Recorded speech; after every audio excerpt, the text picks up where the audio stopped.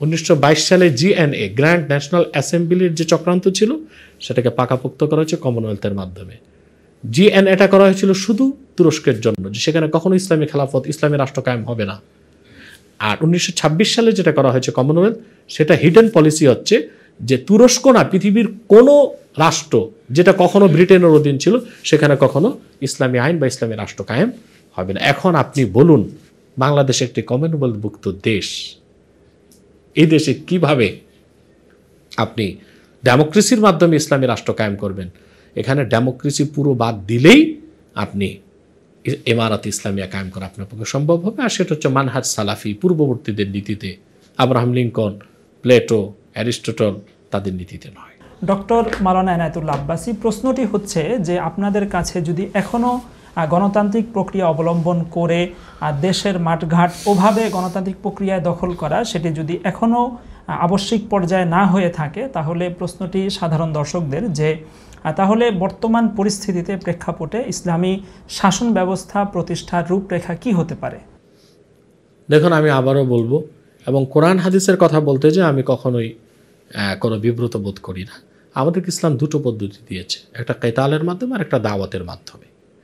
তো বাংলাদেশে আমরা মনে করি দাওয়াত, ব্যাপক প্রচার প্রসারের মাধ্যমে আমরা দেশের প্রতিটি স্তরে খেলাফতের কনসেপ্ট পৌঁছাতে হবে, এবং ইসলামী শরিয়া বা ইমারাতে ইসলামিয়া কায়েম হলে একটি কল্যাণ রাষ্ট্র কীরকম হতে পারে, এ দাওয়াত যখন আমরা প্রতিটি স্তরে পৌঁছাবো, তখন দেখা যাবে নীরব বিপ্লবের মাধ্যমে খেলাফত প্রতিষ্ঠার পথ সুগম হবে। এটা হচ্ছে আমার প্রথম বক্তব্য। দ্বিতীয়, তাদের কাছে আমার আপনার মাধ্যমে প্রশ্ন,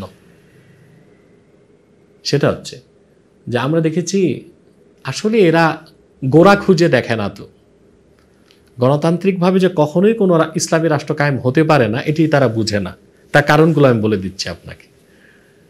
প্রথম হচ্ছে যে 1922 সালে খেলাফতে ওসমানিয়ার যখন অবসান হলো, ওটা 1917 পর থেকেই যখন ইসরায়েলকে বসানো হলো, আপনি তো অবশ্যই জানেন যে 1914 থেকে 1918 প্রথম বিশ্বযুদ্ধ হয়েছে, এবং 1917 সালে ব্রিটেনের যিনি পররাষ্ট্রমন্ত্রী ছিল মিস্টার ব্যালফোর চুক্তির মাধ্যমে ইহুদিদেরকে ফিলিস্তিনে পুনর্বাসন করল। 1918 সালে প্রথম বিশ্বযুদ্ধ হয়ে গেল। এতে সবচেয়ে বেশি আঘাত পেল ওসমানী খেলাফত, কারণ ওসমানীগণ সুলতানগণ তারা জার্মানের পক্ষ নিয়েছিল, আর তখন জার্মান খুব একটা সুবিধা করতে পারেনি। তখন বছরের পর বছর ক্রুসেড করেছে পশ্চিমারা মুসলমানদের বিরুদ্ধে। সেই ক্রুসেডে সালাউদ্দিন আইয়ুবী রহমতুল্লাহর কাছে তারা পরাজিত হয়েছে। সেই পরাজয়ের একটা গ্লানি তাদের ছিল। পরবর্তীতে খেলাফতে ওসমানিয়ার মাধ্যমে ইউরোপের একটা বিরাট অংশ মুসলমানদের করতলগত হয়, সেটাও পশ্চিমাদের একটা বড় মাথা ব্যথা ছিল। আর যখন প্রথম বিশ্বযুদ্ধে জার্মানের পক্ষ নিল তুরস্ক, তখন তারা সব এক হয়ে গেল যে তুর্কি খেলাফতের অবসান ঘটাতেই হবে। তখন দেখা গেল যে 1922 সালে যখন হাতছাড়া হয়ে গেল, পশ্চিমারা বন্টন করে দিল, তুর্কি খেলাফতের যে দেশগুলো ছিল ইউরোপে এগুলো তারা নিয়ে নিল, যে দেশগুলো ছিল এশিয়াতে এই দেশগুলো আলাদা আলাদাভাবে স্বাধীন হয়ে গেল, যে দেশগুলো ছিল আফ্রিকাতে সেগুলো তারা আলাদা আলাদা করে ফেলল।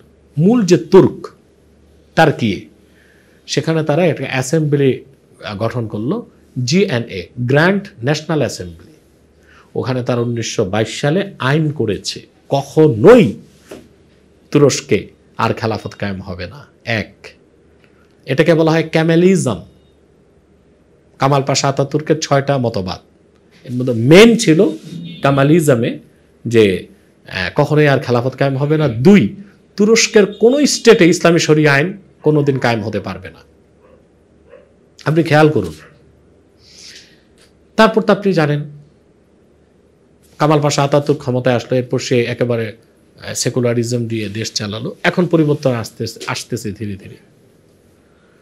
পরিবর্তনটা কেন আসতেছে? এখন গণতন্ত্র বাদ দেওয়ার পরই এখন পরিবর্তন আসতেছে। এখন তুরস্কে গণতন্ত্র নাই। আব্রাহাম লিঙ্কনের যে গণতন্ত্র, লিবারেল ডেমোক্রেসি, এটা নাই এখন তুরস্কে, এটা নাই এখন রাশিয়াতে, এটা পৃথিবীর কোথাও নাই, বাংলাদেশেও নাই। লিবারেল ডেমোক্রেসি কোথায় বাংলাদেশে আছে? লিবারেল ডেমোক্রেসি বাংলাদেশে থাকলে তো এই 14 বছরে কয়েকবার সরকার পরিবর্তন হতো না। অর্থাৎ পৃথিবীর কোনো রাষ্ট্রই আব্রাহাম লিঙ্কনের ডেমোক্রেসিকে যদি লালন করে তো সে দেশ কখনো উন্নত হতে পারে না। কিন্তু পশ্চিমারা পারবে। এই ডেমোক্রেসিটা তাদের জন্য খুব পারফেক্ট করে নিয়েছে তারা। পশ্চিমাদের বাইরে পৃথিবীর কোনো অমুসলিম রাষ্ট্রেও লিবারেল ডেমোক্রেসি থাকুক, এটা পশ্চিমারা কখনো চায় না। সেটা আমি সামনে বলতেছি আপনাকে। তারপরে মিস্টার ব্যালফোর 1926 সালে আরেকটা চুক্তি করে। সেটা হচ্ছে যে ব্রিটিশ উপনিবেশ যে দেশগুলো ছিল পরবর্তীতে স্বাধীন হয়ে গিয়েছে, কিছু প্রথম বিশ্বযুদ্ধের পর, কিছু দ্বিতীয় বিশ্বযুদ্ধের পর, এই দেশগুলোকে নিয়ে কমনওয়েলথ তৈরি করা হয়। কমনওয়েলথের আমি এটা জানি না বাংলাদেশের রাষ্ট্রবিজ্ঞানীগণ কিভাবে বিচার করবেন। কমনওয়েলথ ভুক্ত কোনো রাষ্ট্র 100% স্বাধীন নয়। অর্থাৎ কমনওয়েলথের মাধ্যমে মিস্টার ব্যালফোর যেটা করে গিয়েছে, কুচক্রি একটা মন্ত্রী, এটা ব্রিটিশ থেকে পুরাপুরি বিচ্ছিন্ন হলেও সে দেশটি পূর্ণ স্বাধীন নয়, কিছুটা ব্রিটেনের কর্তৃত্ব মেনে নিতে হবে। একটি স্বাধীন সার্বভৌম রাষ্ট্রে যদি অন্য রাষ্ট্রের কর্তৃত্ব কিছুটা মেনে নেওয়া হয়, সে তো 100% স্বাধীনতা নয়। এই জন্যই কি ব্রিটেনের রানী, আমি বলছি, সেটাও বলছি। সেজন্য দেখুন, লিবারেল ডেমোক্রেসি কমনওয়েলথভুক্ত কোনো দেশে কখনো হবে না। অর্থাৎ এদেশের জনগণ যা চায় তা হবে না, কিছুটা কমনওয়েলথের কর্তৃত্ব মেনে নিতে হবে। সেই জন্য আপনি দেখেছেন বাংলাদেশ কমনওয়েলথভুক্ত দেশ বলেই রানীর মৃত্যুতে 3 দিন জাতীয় শোক পালন করা হয়েছে। এবং আপনি আরও জানেন, অস্ট্রেলিয়া, কানাডা, তারা রানীকে রানী মানত, অলিখিত রাষ্ট্রপ্রধান মানত, সাংবিধানিক পদে তারা রানীকে মানত। কিন্তু তারা যদিও বা ক্ষমতায়নে রানীকে মানত না, কিন্তু সম্মান হিসেবে মানত। কমনওয়েলথ যখন গঠন করা হয়, তো সেখানে হিডেন পলিসি ছিল যে ব্রিটেনের কলোনি ছিল এরকম কোনো রাষ্ট্রে, যদি সেটা মুসলিম রাষ্ট্র হয়ে থাকে, সেখানে ডেমোক্রেসির মাধ্যমে হোক বা কোনোভাবেই হোক, সেটা কোনোদিনও একটি ইসলামী রাষ্ট্র হবে না। 1922 সালে জিএনএ, গ্র্যান্ড ন্যাশনাল অ্যাসেম্বলির যে চক্রান্ত ছিল, সেটাকে পাকাপোক্ত করা হয়েছে কমনওয়েলথের মাধ্যমে। জিএনএটা করা হয়েছিল শুধু তুরস্কের জন্য, যে সেখানে কখনো ইসলামী খেলাফত, ইসলামী রাষ্ট্র কায়েম হবে না। আর 1926 সালে যেটা করা হয়েছে কমনওয়েলথ, সেটা হিডেন পলিসি হচ্ছে যে তুরস্ক না, পৃথিবীর কোনো রাষ্ট্র যেটা কখনো ব্রিটেনের অধীন ছিল, সেখানে কখনো ইসলামী আইন বা ইসলামী রাষ্ট্র কায়েম হবে না। এখন আপনি বলুন, বাংলাদেশ একটি কমনওয়েলথভুক্ত দেশ, এই দেশে কিভাবে আপনি ডেমোক্রেসির মাধ্যমে ইসলামী রাষ্ট্র কায়েম করবেন? এখানে ডেমোক্রেসি পুরো বাদ দিলেই আপনি ইমারাত ইসলামিয়া কায়েম করা আপনার পক্ষে সম্ভব হবে। আর সেটা হচ্ছে মানহাজ সালাফি, পূর্ববর্তীদের নীতিতে, আব্রাহাম লিঙ্কন, প্লেটো, অ্যারিস্টটল, তাদের নীতিতে নয়। আমি বুঝাতে পেরেছি? জি জি জি, অসংখ্য ধন্যবাদ শ্রদ্ধেয় ডক্টর এনায়েতুল্লাহ আব্বাসী। প্রিয় দর্শক, আমরা যে মূল কথাটি জানতে পেরেছি সেটি হচ্ছে যে গণতন্ত্র নয়, বরং খেলাফত এবং দাওয়াত, এই দুটো পদ্ধতি রয়েছে ইসলামী শাসন ব্যবস্থা কায়েমের জন্য। এবং আমাদের অতিথি তিনি যেটি বলেছেন যে বাংলাদেশের প্রেক্ষাপটে দাওয়াত পৌঁছানো মানুষের কাছে খেলাফতের সৌন্দর্য। এখানে আরেকটি কথা আপনাকে বলে রাখি, তারা বারবার বলে তো কি পদ্ধতিতে আমরা ইসলামী রাষ্ট্র কায়েম করব। 1922 সালে খেলাফতের অবসানের পর 1932 সাল থেকেই তো গণতান্ত্রিকভাবে ইসলামপন্থী কোন রাষ্ট্র কায়েমের চেষ্টা করে আসছেন। 1932 থেকে এখন 2022, 100 বছর তো হয়ে গেল। প্রথম চেষ্টাটা করেছেন জামালউদ্দিন আফগানি প্যান ইসলামিজমের মাধ্যমে। এটা ছিল খেলাফতের বিপক্ষে প্রথম একটি ব্যক্তি দর্শন, প্যান ইসলামিজম।